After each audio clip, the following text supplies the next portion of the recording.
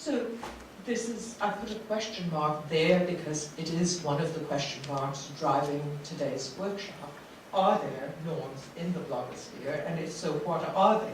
So the kinds of things that people have celebrated in the past, and you know, it's a question for me because it's one of the things that our first panel will actually be telling us about. It's the openness and accessibility of the space. But is it really as open and accessible as people think? And we'll come to that in a moment. There's also the idea of authenticity. So science has spent a lot of time as an institution, several hundred years, making its voice as unauthentic as possible. It's supposed to be a universalist voice. I just finished writing myself a little policy forum piece for Science magazine, and everywhere that I allowed myself the teeniest whisper of English as I speak it, they took it out. But then, the funniest thing was that the senior editor told me that in reading my piece, which is coming up next week, she had to keep looking at the dictionary for usages that she was not familiar with. I mean, to me, this was the most dumbed down, sort of straightforward piece that I've written in a very long time. And it was about as unauthentic Sheila Jasanoff as you will find anywhere, but she thought that she needed special utensils to read my prose nevertheless. Okay, so the quality of authenticity, which we've done a lot to get rid of in scientific communication, partly in order to get to this position of universalism and disinterestedness, that authenticity obviously is present when you're blogging, and it's one of the things I think that sells, but I don't know so much about it, and would be very interested to hear what you think. So, connecting back to democracy, I mean, if science has a variety of norms, and the blogosphere has a variety of norms that are not the same, then what does it mean for deliberation? What does it mean for deliberation in today's high modern societies in which we cannot get along without scientific and technological information for pretty much any policy area or any actions that we want to undertake? So what are the implications? And that's why all of my other question marks. All right, so the structure of what we'll be doing for the rest of the day. The first thing, I was happy to see that Chris had already sent out some messages about the uniqueness of our starting point. It's really asking the question, how has blogging become a business at all? Why does it sell? What's so special about it? And we have voices from Seed magazine, from Discover, and from the Boston Globe to help lead us through that question about what are the economics of this particular mode of producing knowledge or information? What are its markets? What is the organization of the activity itself?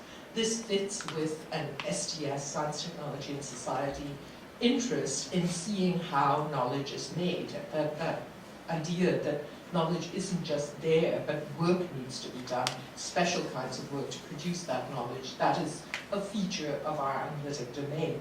And so, again, it's very interesting, not just to people who want to pick this up as newsworthy presentations, but also to people who want to study these fields, to understand better what's going on.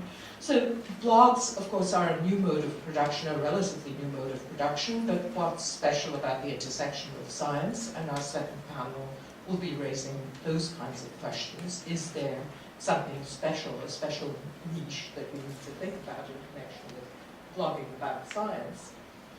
The third panel after lunch will be about how well-known practitioners in the blogosphere think about their own responsibilities. Is the word responsibility in fact connected in their own minds with blogging? Is this sort of non sequitur, a sort of monster being put together by analysts? So what is responsible blogging? And then finally we'll end up with some very experienced voices talking about whether things could be better, and if so, how. So that concludes my own prepared remarks. And with that, let me hand it over to Chris Mooney, who will be chairing our first panel. Well, that sets it up magnificently. And Sheila, it's been great to work with you as well. You know, it's also often hard to collaborate with academics. But we managed. So thank you for that. I'm excited by many of the panels today, but particularly excited about this first one. Not only do we have the science editor of the Boston Globe, Gideon, who I hope you'll forgive me for that article in The Nation that we had an exchange about.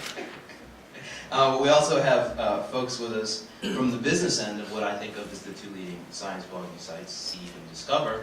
And my understanding is that they're here to share with us all the internal secrets of their business models and let on how blogging has made both publications rich beyond their wildest dreams. But seriously, in case you didn't know already, these sites are sort of rivals, so I'm not even sure if they've been on the same stage before. I don't know to talk about. So this is maybe, but I'm sure. But we're going to be maybe this is unprecedented, but we're going to be very civil, even as we accuse the blogosphere of not being. And in honor of this, their groundbreaking foray into building a science blogging hive, which Seed did first with science blogs, starting around 2005. We're going to start with Joy Moore of Seed, and then we'll hear from Henry, and then we'll hear from Gideon, and I'll say more about each panelist before they speak. And each will speak for about 10 to 12 minutes, and then we'll go to questions. So let me just ask everyone to come up. Sorry, I didn't do that yet. And sit where your name is, and while we do that, I'll just introduce Joy. Joy is Vice President of Global Partnerships for Seed Technology and works with organizations, interest groups, and individuals to define and implement technical resources that serve the interests of scientists around the world.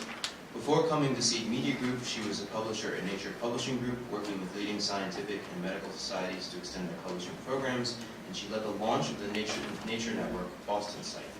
And Joy has a BA in English from William & Mary, but she turned her interest towards scientists and scientific communication through her first job as managing editor for the Journal of Investigative Dermatology, and she also held a number of journal and website development and management positions with Blackwell.